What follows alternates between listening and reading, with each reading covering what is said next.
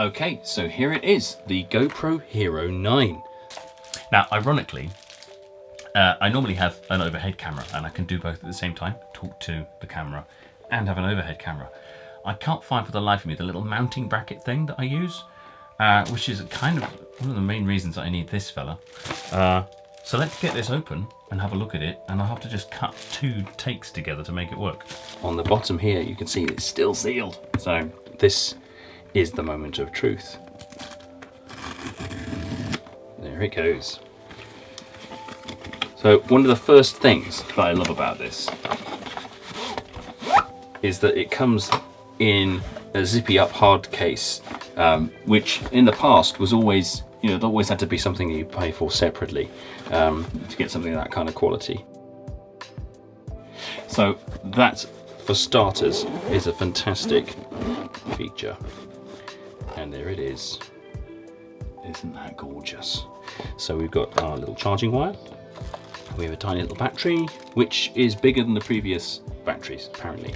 Size-wise, I think it's about the same, but the capacity has been improved.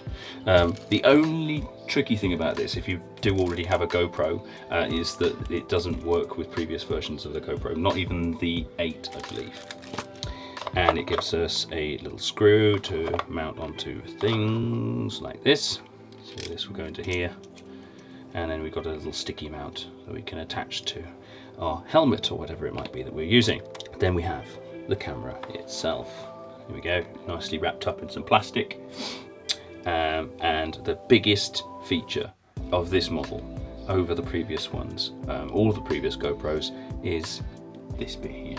So this is actually a color screen on the front. You can use it to frame up your shots. It's possibly the main thing that attracted me to this, and I was very lucky because I actually was looking at the Osmo Action camera just recently, and that was the only other camera I could find that had a little screen on the front that was going to make it possible for me to preview shots before I could start them off.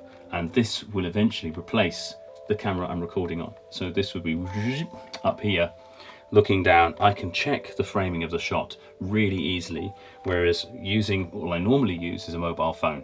And a mobile phone is great, and the quality is actually reasonably good for doing what I'm doing with it here.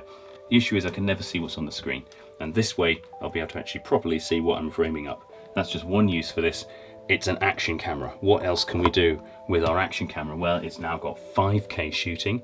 We could do some pretty wide shots with that and then crop in, choose the bits we want to use, and still have 4K. That is going to be incredibly useful. I very often shoot in 4K and then I crop in a little bit, maybe up to 150%, and it still looks pretty good, especially if I'm exporting at HD. It doesn't matter, but being able to export at 4K and still have a bit of room for cropping is going to be fantastic.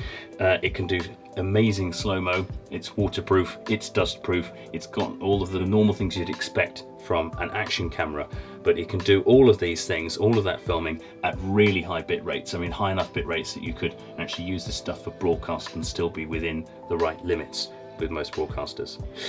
So those are the great things about it. Let's see, what else do we get? Just the tray with the GoPro and all its little accessories to go with it. I've also bought a spare battery. I always think it's useful to have a spare battery. Oh, that's very clever. Okay, so to get this on, to slide this on, you have to do that, and then there's a rubber stopper to stop it falling out. That is a piece of genius, that is. Such a simple little thing, and it just means that it's quick release, but isn't going to pop out on you when you don't want it to. Now, this is my first action camera. I've never owned one of these before. I've never felt the need to own one of these before, for 2 reasons. Firstly, because I don't do a lot of action stuff. I'll be perfectly honest. I cycle around a bit. That's about it for me. So I haven't needed it from that point of view. But the other thing is that mobile phones have had such good cameras for such a long time that why would we need another camera? And I now have a DSLR, which is fantastic in lots of ways.